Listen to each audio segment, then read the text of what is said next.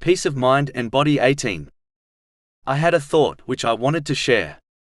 Muslims are often tricked into believing that even though learning and acting on the Holy Quran and the traditions of the Holy Prophet Muhammad, peace and blessings be upon him, leads to paradise in the hereafter, yet if they choose this path, then they will be miserable in this world. They are convinced that peace in this world simply lies in fulfilling one's desires, whereas Islam teaches one to control their desires, not unleash them. So in their minds, peace in this world and peace in the next world are both obtained through two different paths. This is completely untrue, as Allah, the Exalted, has in fact placed peace of mind in both worlds in one single straight path, the path of Islam. One must not be fooled by social media, fashion and culture, and instead always bear in mind that the controller of hearts, which is the station of peace of mind, is none other than Allah, the Exalted. Meaning Allah, the Exalted, alone decides who obtains peace of mind in this world, just like He alone decides who obtains paradise in the hereafter.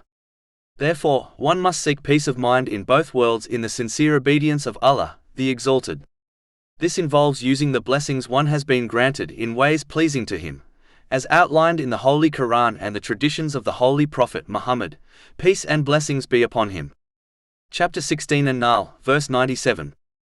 Whoever does righteousness, whether male or female, while he is a believer, we will surely cause him to live a good life, and we will surely give them their reward in the hereafter according to the best of what they used to do.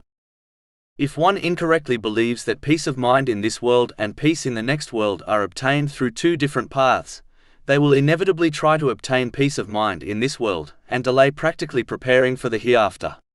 This attitude will only prevent them from obtaining peace of mind in both worlds. Chapter 20 Taha, verses 124 to 126.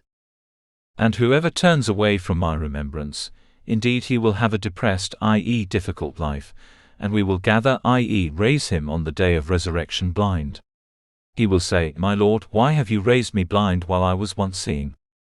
Allah will say, Thus did our signs come to you, and you forgot, i.e. disregarded them, and thus will you this day be forgotten.